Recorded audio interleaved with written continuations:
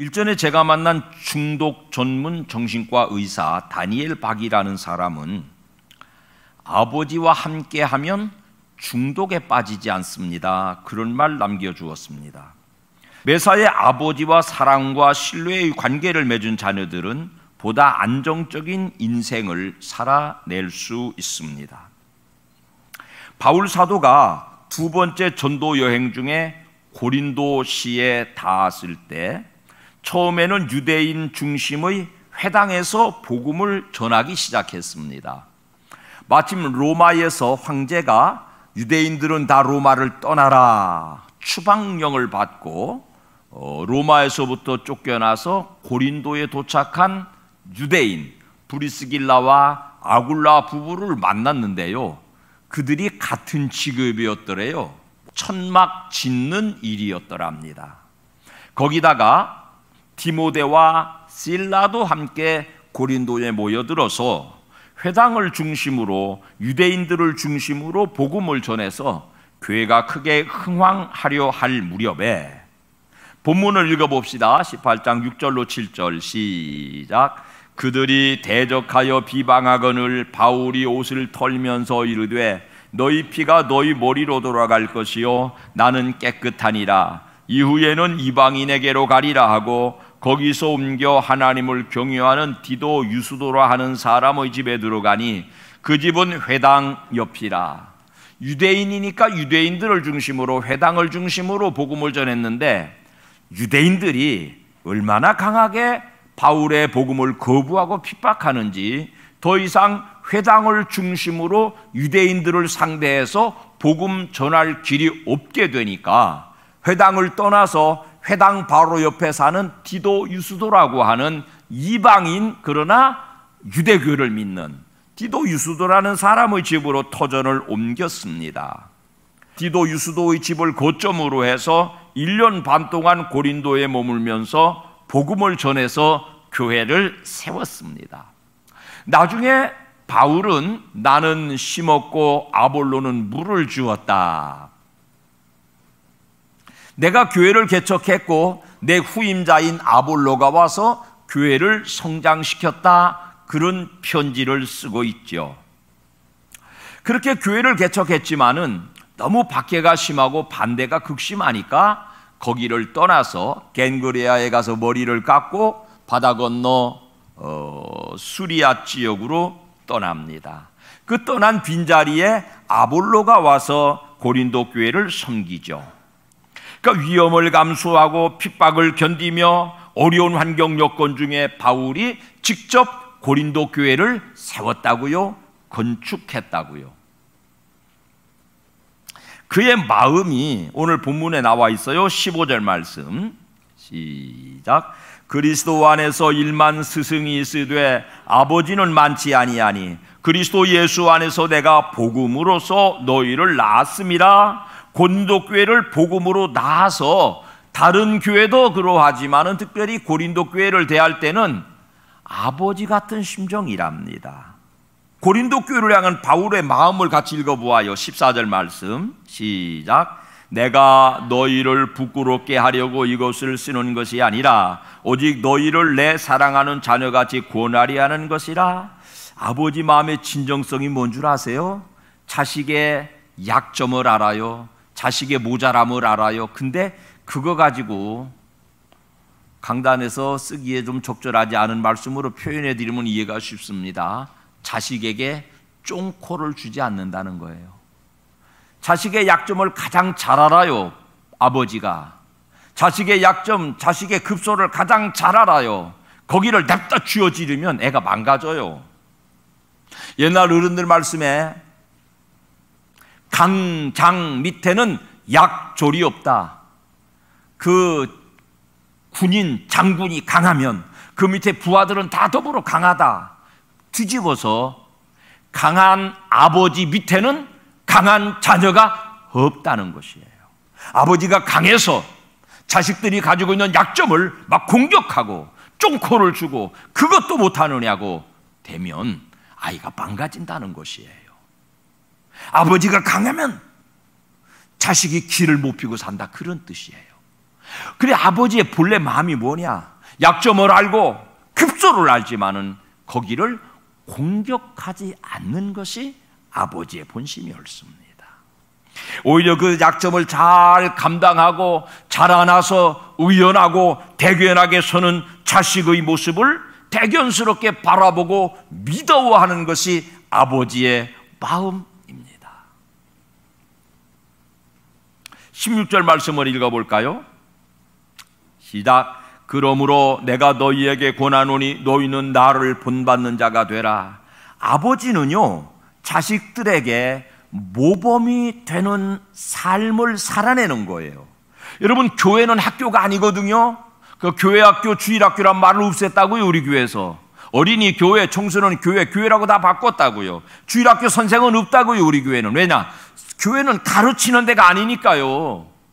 교회는 아버지가 계신 하나님의 집이니까요. 아버지는 가르치지 않아요. 다만 모범으로 살아갈 뿐이 옳습니다. 자녀들에게 드러나는 허물을 자기 탓으로 돌려 스스로에게 채찍질을 하며 스스로를 십자가에 못 박으며 자신들의 허물을 감당하고 자식들을 세워나가는 것이 아버지의 리더십입니다.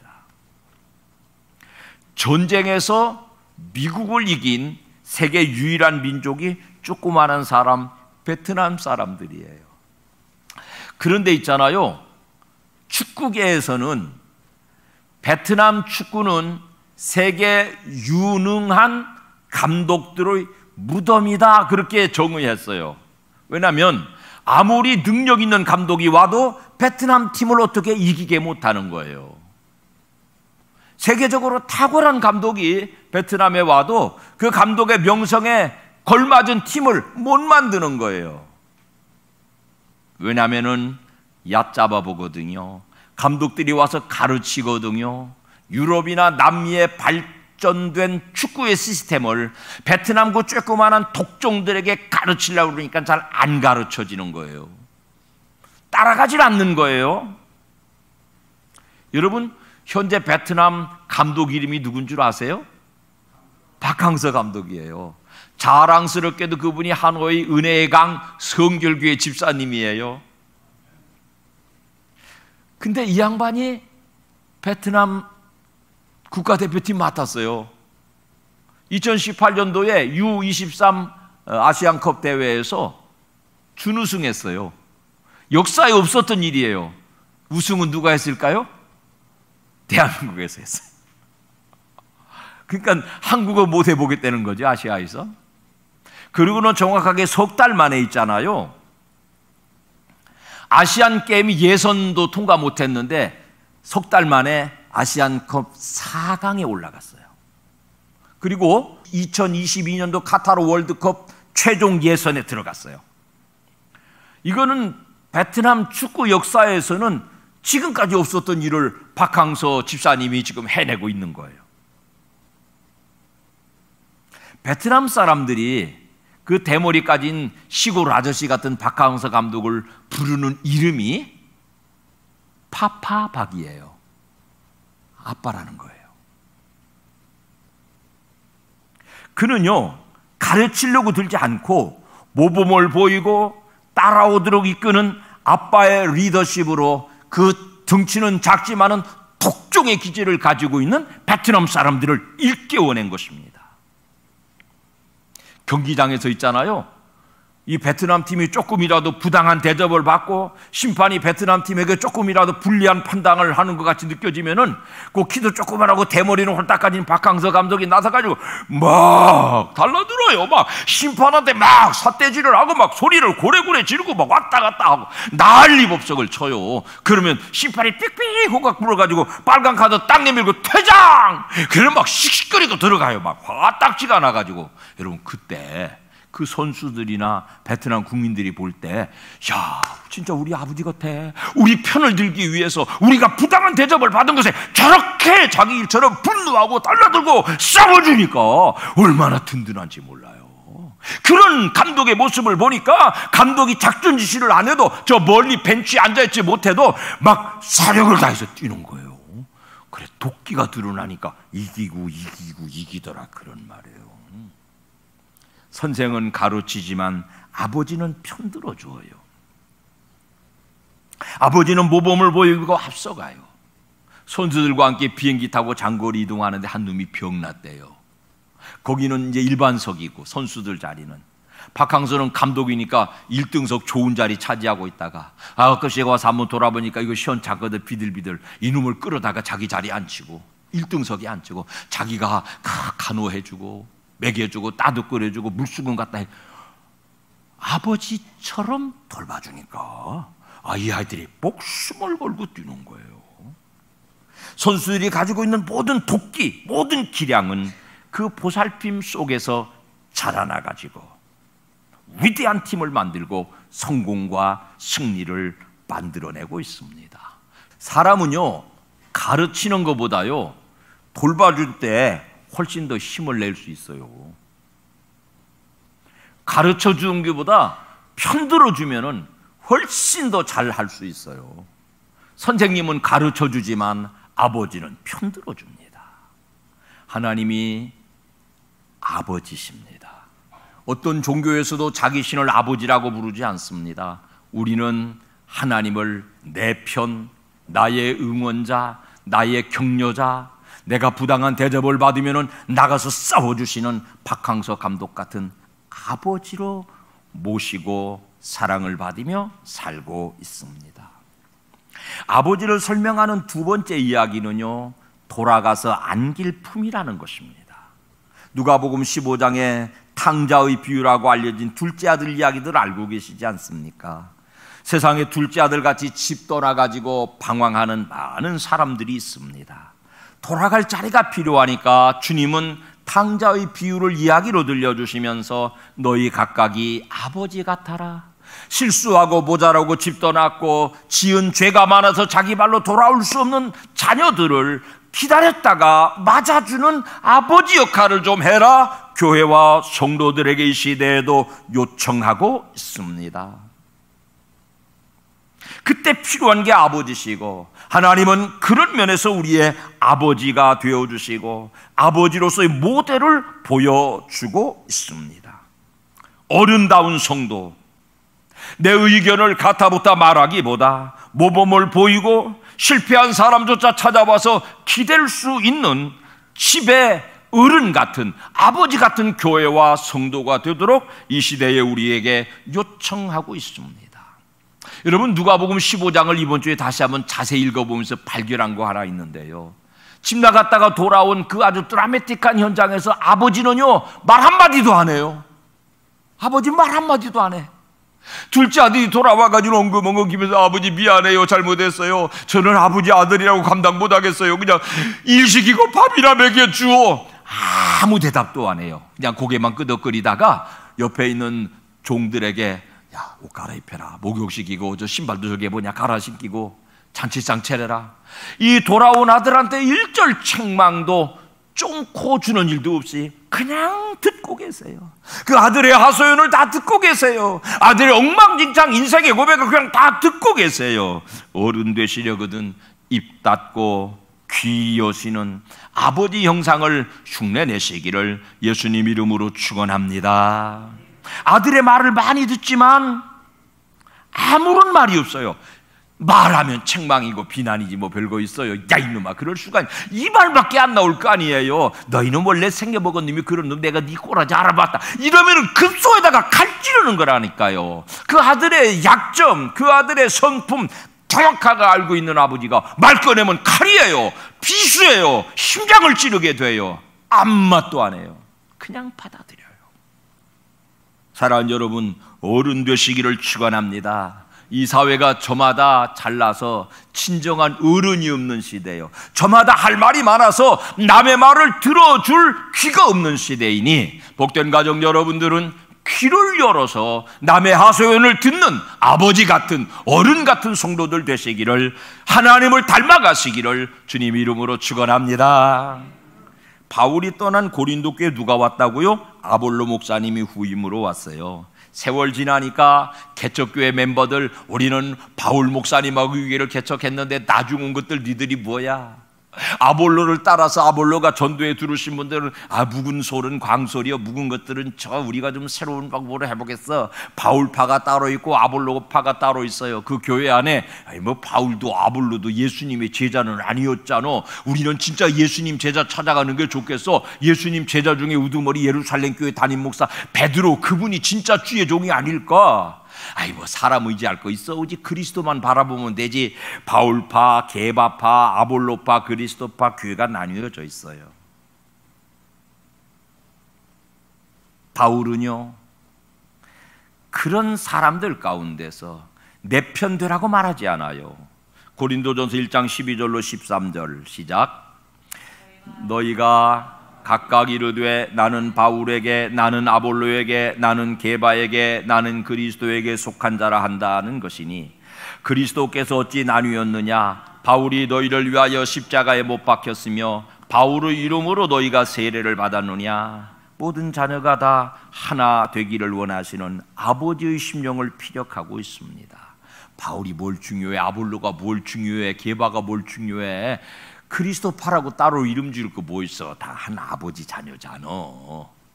부모가 자녀들에게 바라는 거 하나 있어요. 우애 있게 살라는 거잖아요. 저도 어려서 그런 교육을 참 많이 받았네요. 형제간에 우애 있게 살라는 얘기를 아주 뼈에다가 심어주셨어요, 부모님들이. 그게 부모님의 마음이잖아요. 그게 아버지 마음이잖아요. 그 중에 있잖아요, 더 못난 자식을 향해서는 부모가 다른 자녀들이 조금 우애해서 도와주기를 바랍니다. 부자 아들이 와가지고 용돈 주고 가면은 부모님 손길 통해서 이게 가난한 아들에게 흘러가지 않습니까? 그게 우리 인지상정이잖아요. 아버지 마음 꼭 그렇습니다. 형제들 간에 자매들 간에 하나 돼서 우애 있게 살아가기를 원하십니다. 집 나갔다가 돌아온 둘째 아들을 잘 섬겨주니까, 아버지가 잘 환영해 맞아주니까 큰아들 불퉁거려요. 그 불퉁거리는 큰아들조차 넓은 품으로 감싸 안고 다독거리는 그 아버지가 이 시대에 참으로 필요한 어른의 모습입니다. 잘났든 못났든 빨갛든 노랗든 품어 안는 교회, 품어 안는 아버지 닮은 성도들로 이 시대를 책임지시기를 예수님의 이름으로 축원합니다. 하나님은 가정 안에다가 여러 직임을 주셨는데요, 그걸 다 각각 하나님의 형상으로 묘사하고 계세요. 가정의 아버지 계시죠? 하나님을 아버지라고 부릅니다. 가정의 자녀들 있죠? 예수 그리스도가 하나님의 아들로 오셨습니다. 가정의 남편들 있죠? 교회와 성도들을 그리스도의 신부라고 그럽니다. 교회는요, 가정은요, 하나님께서 주신, 하나님께서 당신을 드러내시고 싶으신 장엄한 직임들을 모두 포함하고 있습니다. 악한 사단의 세력은요, 하나님이 만드신 공동체, 정확하게 교회와 가정을 끊임없이 공격하고 있습니다. 우리 유인종 목사님은 지금 가정 목회, 가정에서 부모 교육을 아주 목숨 걸고 훈련하고 다니고 계신데요,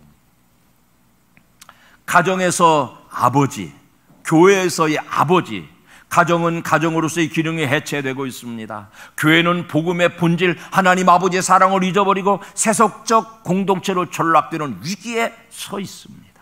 이때에 교회와 가정이 하나 되는, 교회가 가정 같고 가정이 교회 같은 그 중요한 역할의 핵심에 아버지의 역할이 있습니다.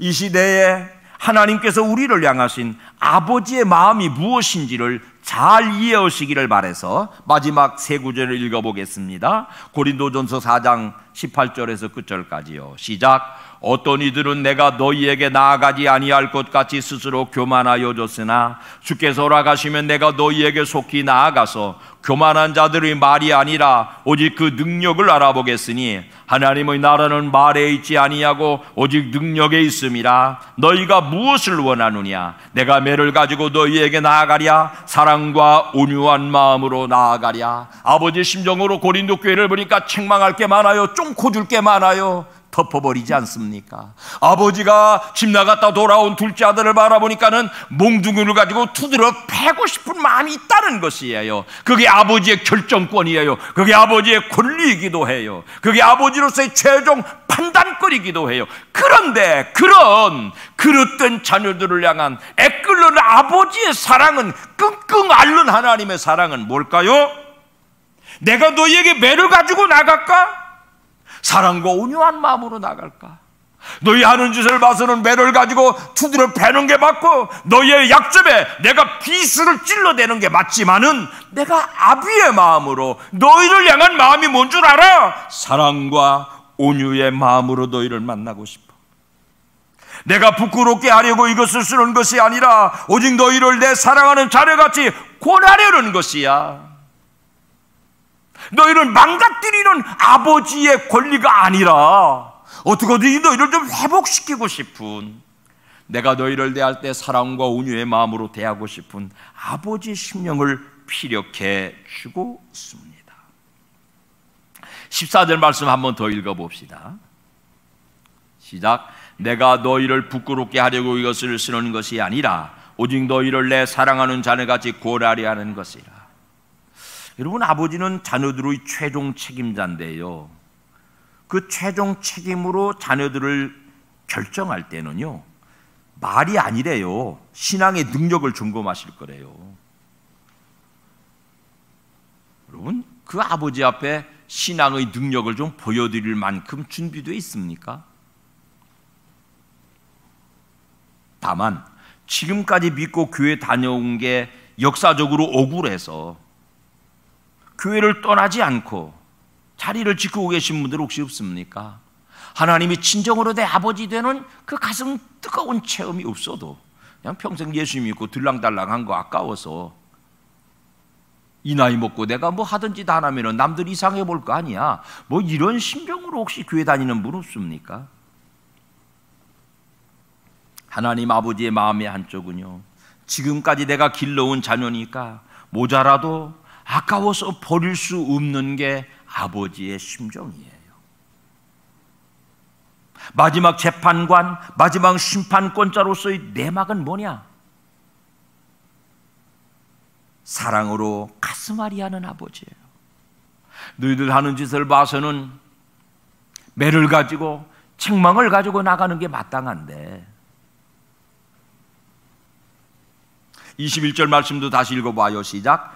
너희가 무엇을 원하느냐? 내가 매를 가지고 너희에게 나아가랴? 사랑과 온유한 마음으로 나아가랴? 이 질문의 대답을 스스로 갖고 있습니다. 바울이 스스로 가지고, 아버지가 스스로 가지고 있어요. 너희 하는 짓을 봐서는 교회를 그렇게 갈라먹고 교회 안에 무슨 음란한 일이 있고 그냥 매로 내리치는 게 맞는데, 야 이놈아, 아들이라는 놈이 아버지 재산 달려다가 그렇게 다 돌려먹고 와가지고는 뭐 여기를 다시 기어들어왔냐 이놈아.